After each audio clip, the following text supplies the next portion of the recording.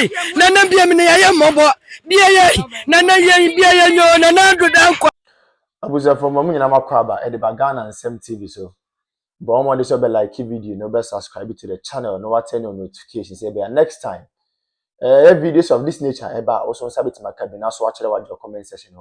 Maybe we from Mr. President and Major so TikTok or comment section or by be from Mr. President and Major so. You need dream say that should be the new Pr0perty party about power. Na ya bana Ghana for you na what to I'm more ready. The need to Sudan say man we need that to be na the be a mekasin be say amanya some ye no. So what money under wa. Ho be chelo pa. The moment I be hold the public office, and say who say you own it a responsibility. I mean a sole responsibility to serve the ordinary Ghanaian. But I think say Addo retirement nkofo bebree if you say a public office no more hold it. As a result of that, it is their sole responsibility to impact and improve lives of people. They have forgotten about that. Abushami chankra, mommy enko. The enko video bimra. The video no we are going to take our time and digest the issues out of the perspective of the ordinary girl, not the perspective of Mr. President here. Mommy enko is here. Nana be a minute, mobile. Be a Nana, be a no, Nana, good uncle. I go for the what to be a stand here by a come on, cash. Yeah,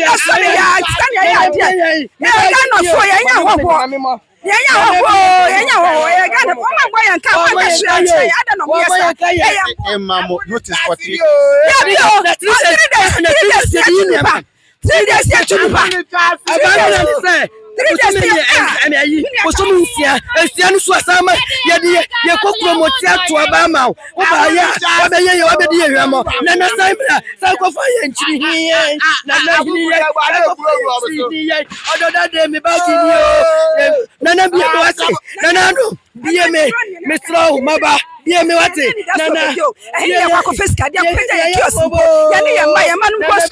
Yeah, by your time, Yamoyana is cast to money. What?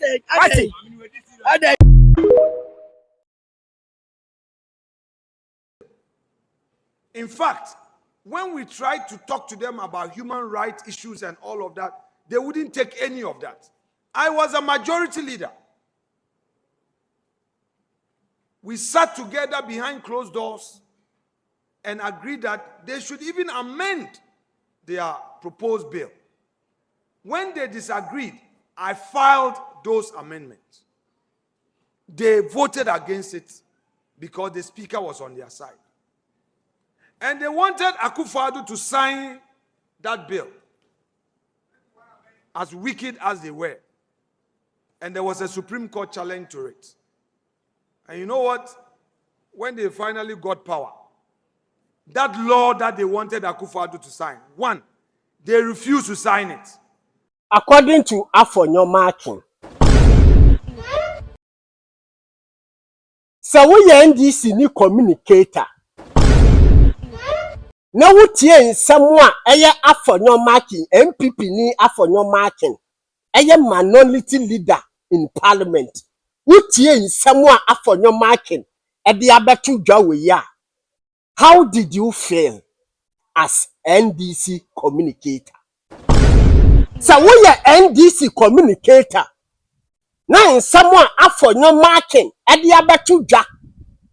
Now what here as NDC communicator? How do you feel as NDC communicator? According to aya C0me, or say agrobeswa if you are no pa. Now that means C0me me say NDC doesn't have anything to offer Ghanaians. So if NDC party have something to offer Ghanaians, now one more ye bibi di ama Ghana for because a merema na one more power no. A merema I na Akufo-Addo beka kire Ghana for say ye womu to abama womu. Na womu ba power womu beba be free SHS no. Womu to abama womu na womu ba power within 1 year no womu ye. Inti was a Ghana for ba within 1 year no SSA we then SSA we ye.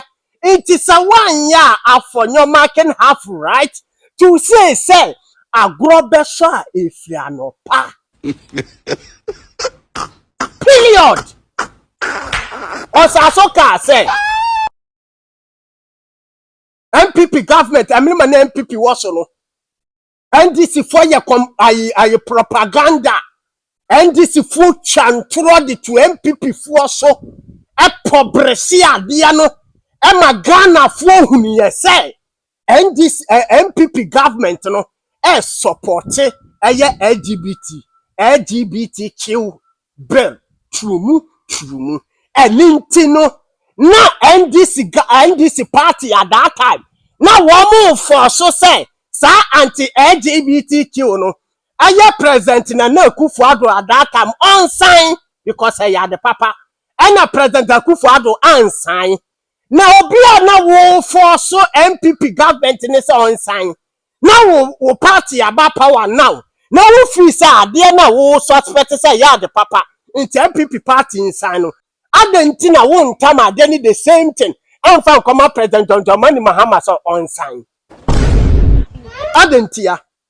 It is a afọnyọ marking beka say agrobeso efiano pa. 1. Afọnyọ marking beka say NDC government ni chantro. Wamu beye bibia magana fwanka wamu aye. Afọnyọ marking babontin beka say MPP NDC government ni ye government biya. Wamu chantro chire Ghana for Ghana for GT. NDC government don't have anything to offer Ghanaians. Oye ne kura na oka no. Ana enye ne kura na oka no. Me to me, ni afọnyọ marking ne kan no. Mediatum. 1 or say agrobeso efiano pa eyampa. Says our 24 hours economy policy no. Se womo be yanka womo aye. Wodi ono to nchen ya. Sa 24 hours economy policy no. Se womo be ya. Nanka womo ba mu womo nka se womo kwa akoye 24 hours market. Womo ba be ye 24 hours loan. Womo be yanka womo aye. Into hono ni afọnyọ marking ya adene. Ne ayo according to afọnyọ marking or say be na womo debre and then na Akufo-Addo abreso no. Adentina womo mfama Prez.Mahama ema ne nsan. Enti sa afọnyọ marking akasa ewo video nim e de TNDC a me ye right megia 200% because sa be na wo pese MPP sign no. Sanke na ya de papa wo abreso na nke President Prez.Mahama aba esese wo mane sign. Ni kwaya mekai. Ni kwasa ma mekai ni. Ni kwasa ma mekai. Ma na wo tanfu ana. Me say me catch the play. Na ye playing fa. Say NDC for in this case. We ni pabonifo. China meka no. Ojene da no. Si mu de bia ye kan ho asem. Oman we just say yenim oman ni issue ayewo. Ko ye hwe ne ma papa na adan Akufo-Addo Dr. Alhaji Mahmood Bawumia ye de ma oman we a. Any 2024 elections eko no ma Dr. Bawumia e den na chere Ghana for say me ba we ni we na me yama mo na. Busia na ke ye nsem pata de yensa kan. Serious. So in fact, on my bit me could borrow or my be presidency. On my bit me could borrow or my be leaders are KBA, the new Pr0perty party, the leaders of the party, KBA borrow another African country to cause development there. For the first time in the history of the country, we have generalized free senior high school. The word is generalized. For the first time in the history of the country, we have active drone delivery systems. For the first time in the history of the party and of the country, yetimi enya active and well facilitated health facilities across the length and breadth of the country. Agenda 111. We may say impoyen because the agenda na the person here number of hospitals and the person is intimate because of time. But those ones yetimi go and see how they have been operationalized. And then me look at say we have some of the hospitals in fact, equipping hospitals not all right, but because of political tantrums and political gains, many can say hospitals and they go and no me say. It is a Canadian saying and no man in Abaya. Ese can kwa kaya de wasa botumi wo say oh I say wo say people for akonfo na mu akonfo ti ma sacrifice discard to what they are hospitals na mo so mo ya akonfo akonfo ti ma facilitate me so be fund free seniors mo so mo ya akonfo isi enye Ghana for dey bi na fe na tables na ten afi dem okeka mu kakaka. Why are they shouting?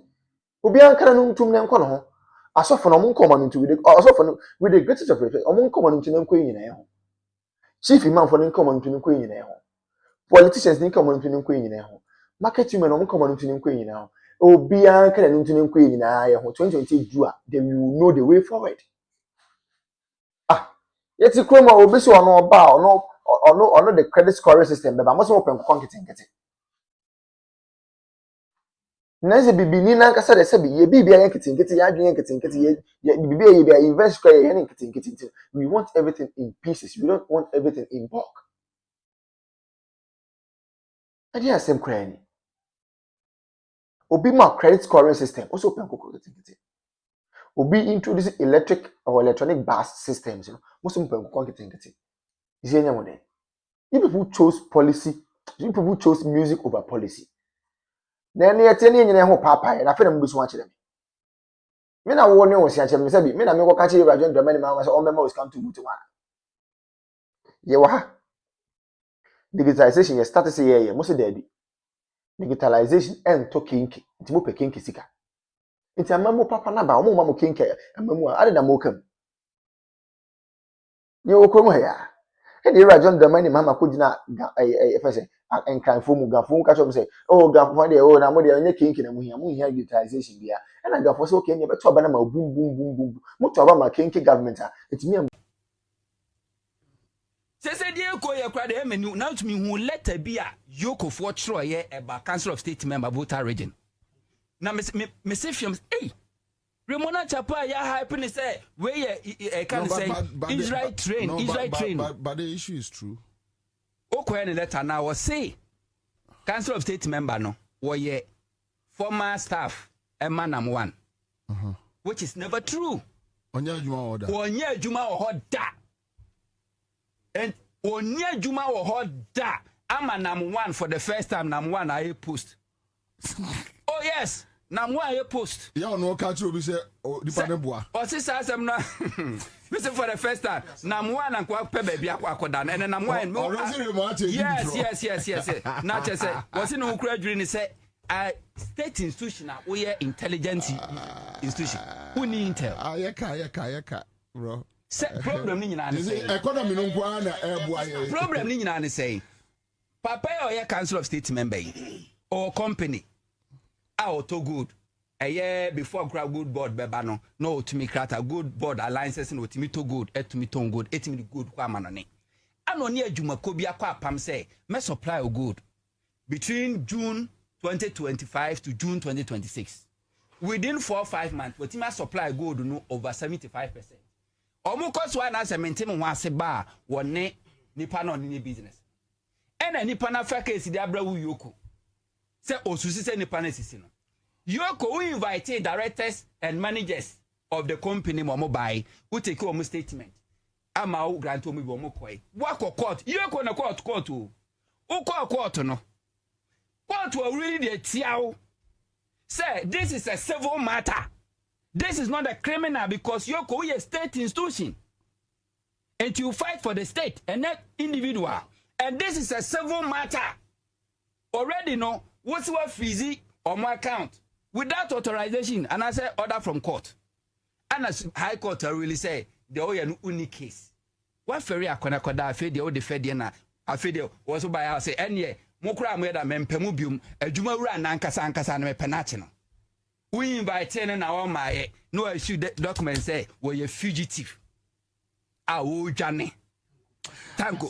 Personal attack as if say your office one and they use any personal agenda. And you're so sad. No, Raymond Wankasa, me Martin Yamabemi and Sabia. I don't want to talk about. Na me see the member who know what the very soon who recordings a BP. Very soon who recordings are a BP. And this state institutions are oh on Sano Huno, no crash and sorry, I'm for NC for my AG